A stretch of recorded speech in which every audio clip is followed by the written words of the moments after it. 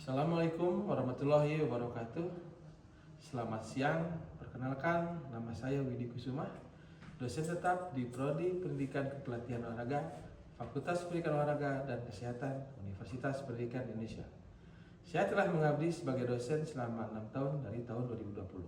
Selama saya mengabdi tersebut, saya diberi amanah untuk mengampu beberapa mata kuliah, di antaranya kewirausahaan olahraga, ilmu gizi olahraga, manajemen pertandingan dan permainan, pelatihan cabur renang, dan yang paling utama adalah bidang klien saya di bidang fisioterapi olahraga. Terima kasih. Baik, dalam video ini saya akan jelaskan terkait dengan mata kuliah fisioterapi olahraga. Mata kuliah fisioterapi olahraga merupakan mata kuliah yang membahas konsep, prinsip, dan penerapan fisioterapi dalam bidang olahraga sebagai upaya pencegahan, penanganan, pemulihan, dan peningkatan performa atlet. Mata kuliah ini memberikan pemahaman mengenai anatomi dan fisiologi fungsional sistem gerak, mekanisme terjadinya cedera olahraga, proses penyembuhan jaringan, serta teknis evaluasi dan pemeriksaan kondisi muskuloskeletal pada atlet. Dengan mempelajari mata kuliah ini dalam fisioterapi olahraga, membantu siswa untuk mengetahui, memahami bagaimana cara mencegah terjadinya cedera dalam olahraga, proses pemulihan dari cedera olahraga, dan juga menanamkan pijat olahraga, hidroterapi, terapi dingin, termoterapi, terapi ultrasound, terapi latihan. Oke. Salah sih. Oke. Selamat siang semuanya. Siang. Oke, Assalamualaikum warahmatullahi wabarakatuh. Waalaikumsalam warahmatullahi wabarakatuh. Oke, izin saya duduk ya. Jadi pertama-tama saya ucapkan terima kasih, selamat siang. Alhamdulillah pada kesempatan yang berbahagia ini sudah pertemuan yang keempat ya kalau tidak salah. Ya, 4. Pertemuan 1, 2, 3 kemarin sudah dilampaui dan alhamdulillah sekarang kita masuk ke pertemuan yang keempat. Sebelumnya alangkah baiknya kita berdoa dulu.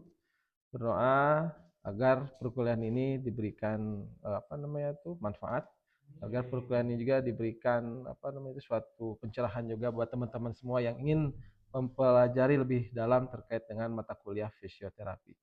Berdoa dipersilahkan.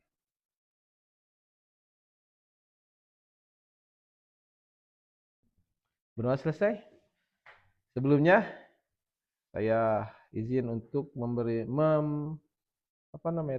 melakukan presensi terhadap teman-teman semua. Takut barangkali ada yang izin atau ada yang tidak hadir. Yang pertama, Fajar Fatur Rahman. Oke. Jonathan Nicholas. Wahyu Ramadan Pago. Oke. Disa Fania Putri. Aryani Aulia. Nirva Audi. Oke. Tria Rahmawati. Oke. Putri Aulia. Oke. Putri selalu hadir nih, bagus sekali. Helga. Andika Dani Prasetyo. Muhammad Aidil Fitra. Farel Putra Guntoro. Laundry Ibrahim Kartabrata. Ya. Aditya Mamur. Oke, TC apa? Waduh. Raisya.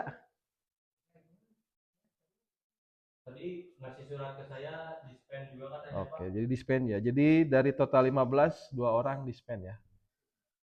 Atas nama Mamur dan Raisya. Baik. Untuk selanjutnya kita sudah melihat ada tampilan terkait dengan hidroterapi modalitas fisioterapi. Ya. Jadi sedikit Bapak jelaskan bahwa hidroterapi merupakan salah satu modalitas fisioterapi menggunakan zat cair. Ya. Jadi ada zat cairnya. Jadi ada suatu terapinya, ada suatu terapi atau terapi latihannya, dan juga ada suatu terapi yang terkait dengan hidro. Jadi ada unsur airnya, ada unsur manualnya pakai tangan sendiri, ataupun ada terapi elektro yang menggunakan alat. Ya, jadi fondasi utamanya adalah terapi itu menggunakan suatu sarana untuk melakukan suatu pemulihan atau suatu sarana terkait dengan penggunaan metode terapi yang digunakan agar kita bisa pulih seperti semula. Oke. Definisi hidroterapi, ya, kita kenal bahwa hidroterapi merupakan terapi air, water terapi, aquatic fisioterapi, ya, yang berasal dari bahasa Yunani. Yang berarti hidro itu air, terapi ya itu berarti pengobatan. Berarti pengobatan melalui media air. Hidroterapi atau terapi air, ya, adalah metode perawatan dan penyembuhan dengan menggunakan air. Jadi terapinya menggunakan air. Jadi medianya menggunakan air. Dan untuk apa? Untuk mendapatkan suatu efek-efek terapis. Jadi air merupakan aplikasi yang bisa digunakan untuk ketika seorang tersebut mengalami gangguan fisik, ya, gangguan kelelahan, gangguan seperti habis beraktivitas, itu menggunakan media air seperti itu. Oke, ya. Kita ketahui bahwa air memiliki suatu kualitas. Air memiliki suatu kualitas untuk mencapai respon tubuh agar bisa apa? Bisa menyembuhkan dari kecapean atau kelelahan, ya. Air juga dapat digunakan sebagai terapi ketika kondisi panas. Jadi air itu kondisinya bisa kondisi panas, bisa kondisi hangat, ataupun bisa ke dalam keadaan netral atau sesuai dengan temperatur tubuh. Ya. Dingin atau dalam kondisi beku. Atau kalau dingin beku itu kita gunakan media es batu. Jadi kita campur terhadap air tersebut, kita gabungkan, maka terjadilah air dalam kondisi beku. Lalu selanjutnya hidroterapi sesungguhnya merupakan metode terapi yang mengandalkan respon-respon tubuh terhadap air. Jadi ketika tubuh kita terkena air, ketika tubuh kita terhidroterapi, itu sesungguhnya tubuh kita yang melakukan responnya. Air itu hanya media. Jadi ketika tubuh dicelupkan, ketika tubuh dimasukkan, maka akan terjadi suatu tekanan, akan terjadi suatu kompresi terhadap tubuh kita. Nah, itu yang disebabkan mengandalkan respon tubuh kita. Jadi tubuh kita melakukan pemulihan secara sendiri, pemulihan secara otomatisasi terhadap respon apa yang didapatkan di luar. Media air dapat mengurangi tekanan muskuloskeletal atau persendian. Ya, jadi karena adanya suatu tekanan, karena adanya suatu hidro itu suatu pressure dari air, maka tubuh kita mengalami respon tersebut.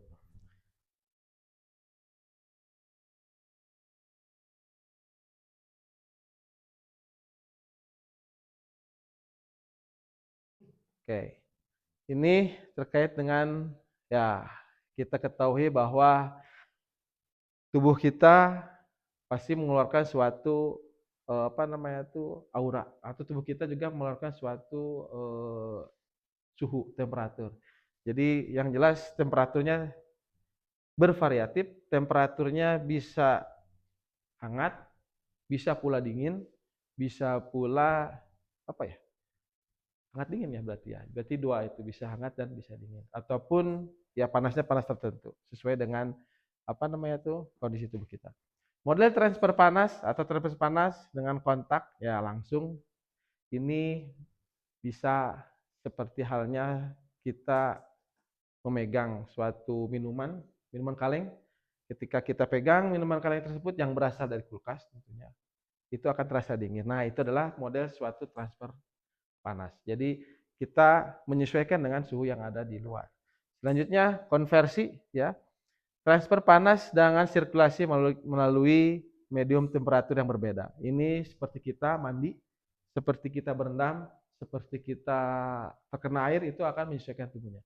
Ketika kita berendam di air hangat, maka tubuh kita pun akan menyesuaikan dengan suhu tubuhnya. Ketika kita kehujanan pun tubuh kita akan menyesuaikan dengan menghangatkan badannya atau mengeluarkan zat temperatur yang hangat gitu. Dan nah ini radiasi, ini perpindahan kalau tanpa zat perantara. Ya, ini suatu radiasi ya biasa dikatakan suatu zat yang ada di dalam lingkungan itu menyerap ke dalam gitu. Dan evaporasi itu hasil dari energi konversi material berasal dari cairan yang menjadi uap. Ini jadi ketika dibiarkan lama es tersebut maka akan menguap. Air panas pun ketika disimpan dibiarkan lama dia akan terjadi penguapan atau pengeluaran zat tertentu atau pengeluaran suhu tertentu di dalam kalau tubuh, tapi kalau ini di bagian di berupa cairan atau material.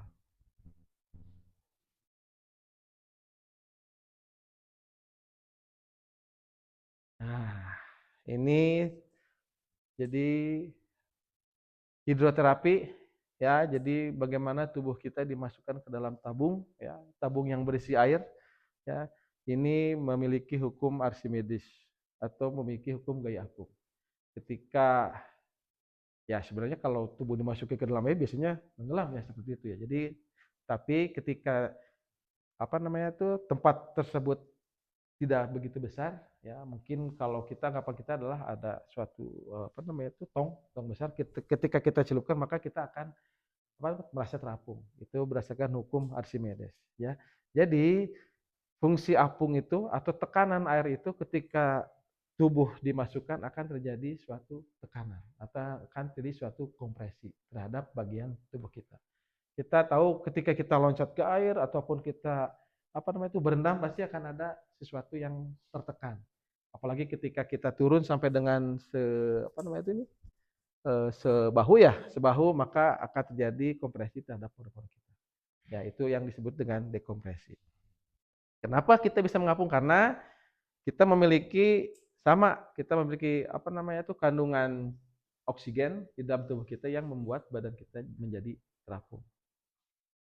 Nah, ini jadi tekanan yang disebut tekanan hidrostatik atau ya hukum Pascal. Ya, jadi adanya suatu penekanan pada bagian kaki, pada bagian pinggul dan pada bagian dada. Kalau bagian kepala ya kalau tenggelam ya bisa bernapas barangkali seperti itu. Ya, jadi memang ya harus apa? Harus adanya tekanan, harus adanya suatu kompresi, harus adanya suatu hidrostatik. Biar apa? Biar bagian dalam tubuh kita, biar otot-otot kita, biar sendi-sendi kita tertekan. Seperti halnya masas manual. Ya, masas manual kan memerlukan penekanan, memerlukan kompresi juga dan memerlukan juga suatu yang disebut dengan tekanan. Biar apa? Biar peredaran darahnya atau biar peredaran darahnya tertekan. Jadi biar darahnya pun mengalir dengan lancar. Ini yang digunakan hukum hidrostatik atau hukum Pascal. Ya, ini penjelasannya ya. Jadi hukum Pascal ya, semua titik pada benda yang berada dalam bencana itu berisi cair dapat memandang atau bentuk bencananya dapat mendapatkan tekanan yang sama. Jadi ketika bukan gantung ya, maaf ya tadi bencana yang berisi air itu kita masukkan dan kita masuk ke dalam sana itu terjadi suatu tekanan. Kalau di kolam kan karena luas jadi tidak ada tekanan, cuman tekanannya sangat kecil sekali.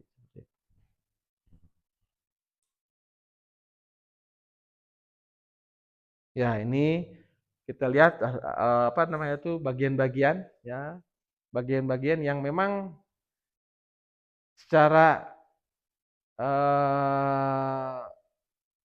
anatomi itu pasti bakal tertekan karena bagian tubuh kita itu masuk secara ini vertikal ya, horizontal ya, vertikal seperti ini ya, masuk secara vertikal maka akan tertekan secara bersama-sama seperti itu. Selanjutnya, nah ya Oke, jadi derajat atau temperatur yang ya dianjurkan pada intinya. Ya, dianjurkan ya nggak mungkin kalau titik didih kita masukkan yang meleleh gitu ya seperti itu. Jadi ada apa namanya itu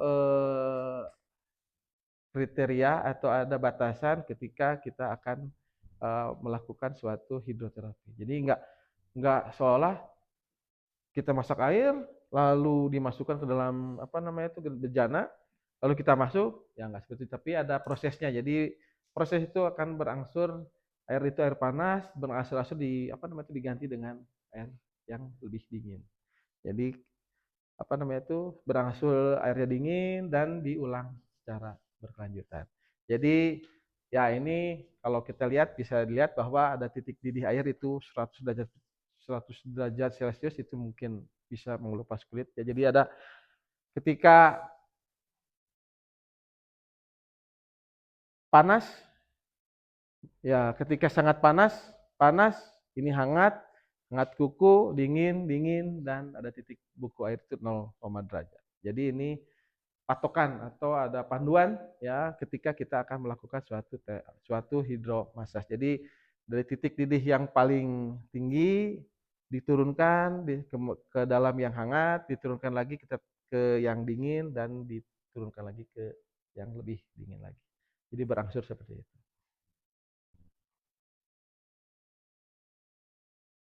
Ya, ini jelas aja ya. Ya.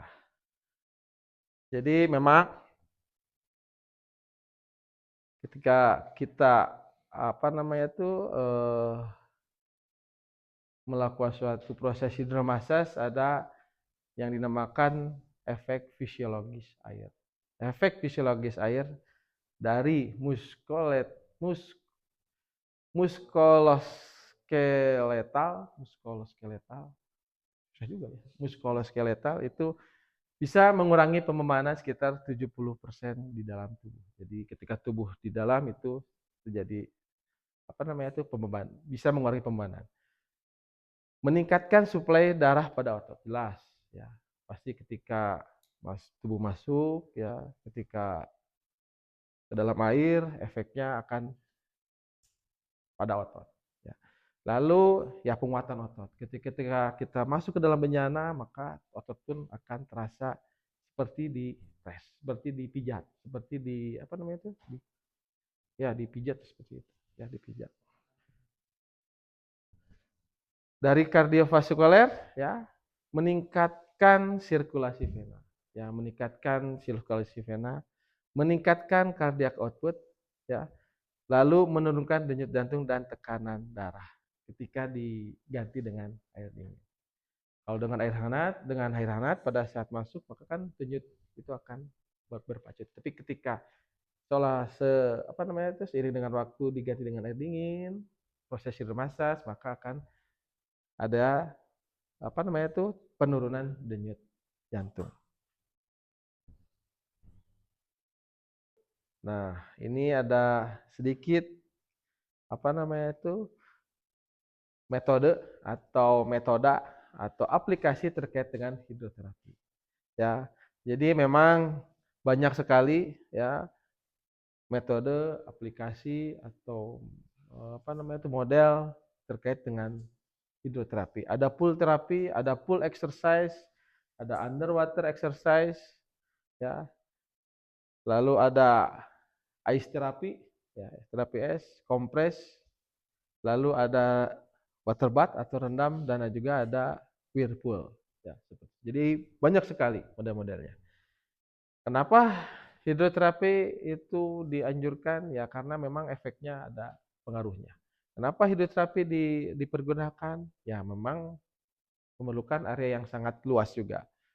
Mengapa hidroterapi digunakan? Ya memang ini lebih aman dan lebih dapat mengendalikan suatu infeksi. Lalu yang terakhir adalah ya cost-nya sangat murah.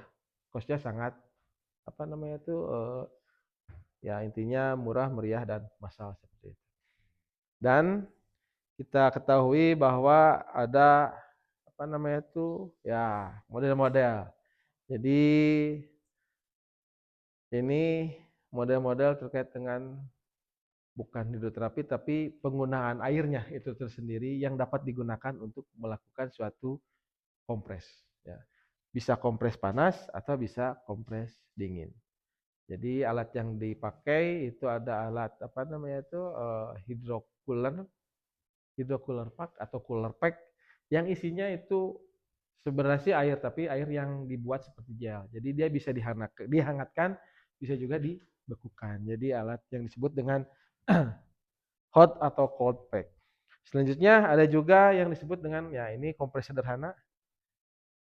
Bisa pakai handuk, bisa dibasahkan dan juga bisa dihangatkan. Kalau handuk seperti biasa, ya handuk hanya untuk membilas badan aja. Tapi ketika handuk tersebut didinginkan, ketika handuk tersebut dipanaskan akan menjadikannya suatu alat kompres yang sederhana. Ya. Selanjutnya ada pula, nah ini terkait dengan psikoterapi ice atau ice terapi. Ya sama mekanismenya ya ketika bagian tubuh kita yang cedera, ketika tubuh kita memar, bukan luka sobek atau bukan luka dalam, itu kita anjurkan untuk melakukan apa namanya itu ice therapy.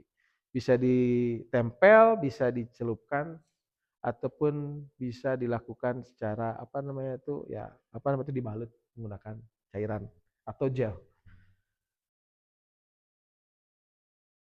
Ini juga kita ketahui ya yang disebut dengan water bath atau efek dari bukan hidroterapi ya, bukan hidroterapi tapi bagaimana efek dari water bath atau berendam. Bisa berendam di air dingin, bisa ataupun bisa berendam di air hangat. Itu sama semuanya menggunakan media air. Jadi efeknya bisa air hangat dan bisa air dingin. Lalu selanjutnya ya ini sama untuk tubuh bagian bawah upper body, ini untuk tubuh bagian lengan. Ya. Bisa dilihat. Ya ini ya apa namanya itu Hubbard tank ya. Jadi tank yang menyerupai bentuk anatomis tubuh atau didesain menyerupai bagian tubuh kita agar apa? Agar kita bisa rebahan, agar bisa kita tidur dan mengapung di dalam air tersebut. Ini teknologi yang mungkin ya dipakai oleh orang-orang luar. Selanjutnya ini ada juga terkait dengan daces atau semprotan. Kita tahu bahwa pancaran air ya yang dikenakan pada tubuh kita itu bisa disebut juga dengan suatu penekanan atau suatu terapi. Kita ada shower kan, shower ketika ditembakkan kan akan terasa enak gitu, tertembak. Jadi memang apa namanya itu alat-alat air itu bisa berupa suatu apa namanya itu ya tekanan terhadap air. Selanjutnya, nah ini whirlpool ya. Whirlpool bisa kita rendaman sama pada intinya medianya air kita gunakan untuk mengembalikan fungsi tubuh kita agar tubuh kita kembali normal seperti sedia kala. Ya, ini yang biasa digunakan ya, pool terapi ya. Banyak digunakan atau paling banyak ya menggunakan pool terapi ketimbang yang lain. Ini yang paling apa namanya itu yang paling ya murah, meriah dan massal. Mungkin tiketnya agak mahal aja. Ya, jadi memang ini ada beberapa tujuan-tujuannya ya. Yang jelas bahwa pool terapi ya, jadi bisa meningkatkan sirkulasi, ya, meningkatkan kekuatan otot dan pun juga memperbaiki apa namanya itu ambulasi atau koordinasi dan juga bisa mengurangi rasa nyeri. Sampai saat ini mungkin ada yang akan ditanyakan, silahkan. Silahkan nama ya nama siapa? Takut saya salah sebutkan nanti. Nama saya Ariana Aulia. Yang saya ingin pertanyakan, berarti seberapa penting, seberapa berpengaruhnya hidroterapi terhadap pemulihan atau penyembuhan cedera pada seseorang atau atlet?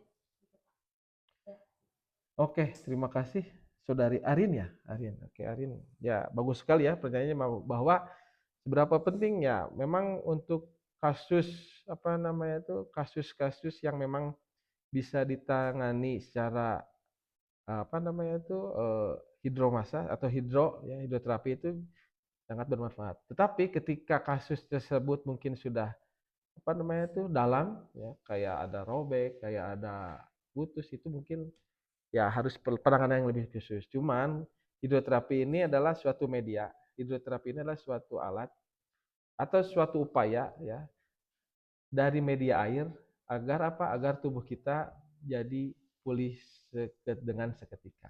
Dengan apa? Dengan memasukkan bagian tubuh ya, tubuh kita ke dalam bejana dan air tersebut dikurangi secara berkala dan diganti dengan air dingin. Jadi terjadinya suatu proses yang disebut dengan hidromassage. Ataupun bisa juga dengan apa namanya itu pemanfaatan semburan air tadi semprotan air itu pun bisa digunakan. Tapi ya kita harus lihat juga kasusnya. Jika kasusnya orang tersebut apa namanya itu dislokasi ya nggak mungkin. Wah dislokasi harus dimasukin ke air kan nggak mungkin juga. Tapi bisa dislokasi bisa menggunakan apa namanya itu media air dengan mengkompres biar apa? Biar apa namanya itu nyerinya hilang. Biar apa? Biar dia apa namanya itu tidak terasa sakit. Biar apa? Biar pada saat kita lakukan reposisi itu tidak terjadi sobekan yang berarti. Itulah fungsi air atau hidroterapi atau air ya, fungsi air terutama air untuk apa namanya itu proses pemulihan seperti itu. Ada lagi satu pertanyaan lagi, silahkan. Siapa nama? Perkenalkan nama saya Lautri Ibrahim Karabrata. Bagus namanya. Yuk. Apakah ada batasan tertentu atau untuk melakukan hidroterapi misalkan dalam seminggu itu berapa kali atau dalam sehari berapa kali berapa jam? Apakah ada batasan seperti itu? Oke, pertanyaan sangat bagus ya. Batasan waktu. Sebenarnya tiap hari pun kita ya ini kalau untuk pemulihan ya untuk kalau hidroterapi itu pemulihan dari aktivitas. Ketika kita aktivitasnya tinggi, ketika kita aktivitasnya sangat apa namanya itu puncak ya. Contoh kita habis lari 33.000 meter nih. Pasti kan pegal, pasti kan lelah. Nah, kita sarankan untuk hidroterapi. Biar apa? Biar pada saat kita lakukan hidroterapi itu otot-otot kita itu pulih dengan otomatis, secara otomatis. Meskipun ada terapi massage, meskipun ada massage tradisional, itu bisa juga digunakan. Cuman ketika apa namanya itu tidak ada orang yang bisa massage, maka hidroterapi itulah yang menjadi salah satu acuan. Jadi orang tersebut masuk ke dalam air, istirahat selama beberapa menit, lalu kembali lagi. Apa namanya itu? Bukan kembali lagi, bangun lagi dari bejana. Nah itu maka akan terasa segar. Akan minimal otot-otot atau apa namanya jaringan-jaringannya memperbaiki secara sendirinya. Jadi bukan diperbaiki sama orang, tapi tubuhnya memperbaiki tubuhnya itu tersendiri seperti itu. Ya tidak ada batasannya. Ya bagusnya masih seminggu sekali, tapi kan nggak mungkin juga terus-terusan masuk. Nanti takutnya ada penyakit lain yang masuk. Tapi kan setidaknya mungkin seenggaknya kita setiap harinya pun pasti akan melakukan aktivitas terapi air seperti mandi hangat, mandi dingin. Nah, mungkin dari situ juga bisa pulih secara sendirinya.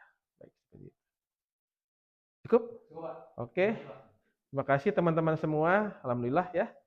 Pada pertemuan 4 ini kita sudah menyelesaikan terkait dengan hidromassage. Mungkin tugas dari Bapak, nah silahkan apa namanya itu rangkum terkait dengan materi tadi dan jangan lupa apa namanya itu narasi atau hasil resume perkuliahannya apa namanya itu diabadikan, didokumentasikan nanti akan dimasukkan ke dalam suatu sistem pembelajaran. Terima kasih. Aku ucapkan atas atensi dan apa namanya itu ya diskusinya. Aku ucapkan selamat siang. Wabillahi taufiq walhidayah. Wassalamualaikum warahmatullahi wabarakatuh. Waalaikumsalam warahmatullahi wabarakatuh. Oke, terima kasih.